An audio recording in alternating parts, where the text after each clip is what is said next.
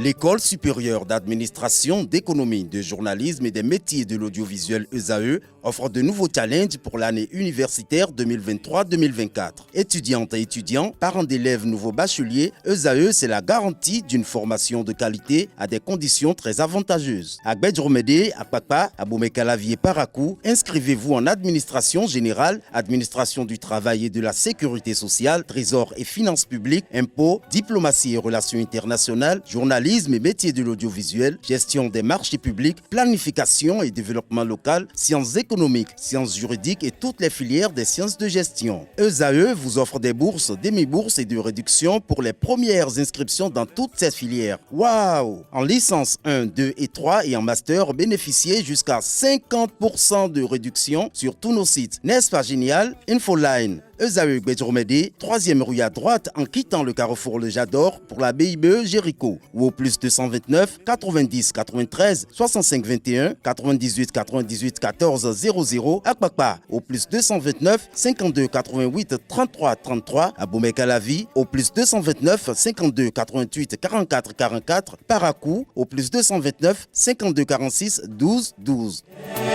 ESAE, l'excellence à un an.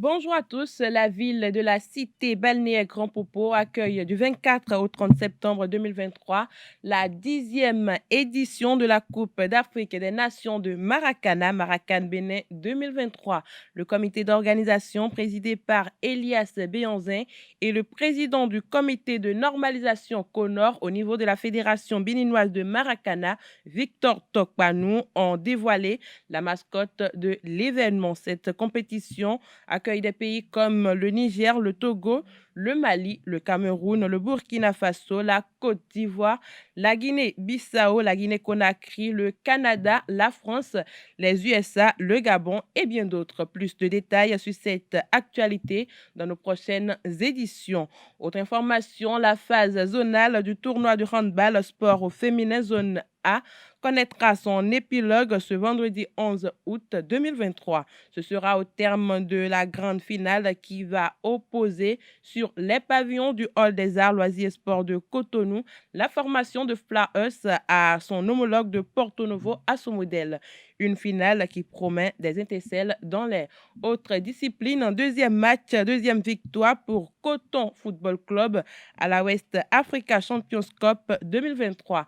Après sa victoire sur AFC lundi dernier, le club béninois a affronté un autre adversaire guinéen, le Milo FC, en demi-finale. Dans une rencontre très fermée, les champions du Bénin ont trouvé la faille après l'heure de jeu. Sur une erreur de relance du portier de Milo FC, Cissé Bradan a fait la différence à la 78e minute. Grâce à cette victoire, Coton FC est qualifié pour la finale de la West Africa Champions Cup 2023. Les Béninois joueront contre les Libériens de Beau Rangers FC en finale samedi prochain.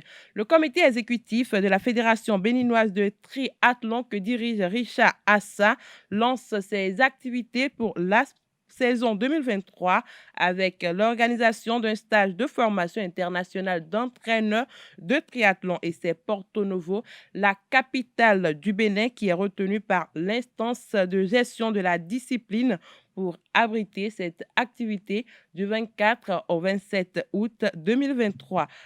Ainsi, après Segbouré en avril 2022, le président Assa et son équipe rééditent l'événement avec une vingtaine de participants, dont 5 de la République du Niger.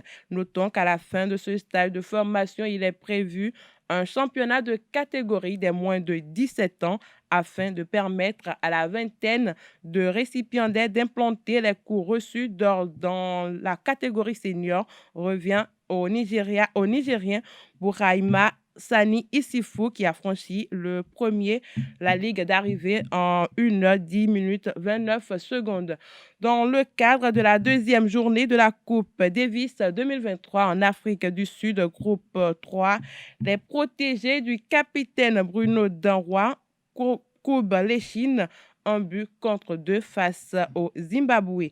Après leur victoire de 1 face au Sénégal, actuelle antenne rouge de la poule B, les protégés du capitaine Bruno Danrou ont été défaits par les tennisman zimbabwéens hier jeudi 10 août 2023 du côté de l'Université de Pretoria en Afrique du Sud. Loïc Didavi et ses coéquipiers Alexis Clegou et Sylvestre Monou sont condamnés à l'exploit face à la Namibie ce vendredi 11 août pour se faire une place pour la suite de la compétition. C'est tout pour la page des sports de ce matin. Merci et à très bientôt.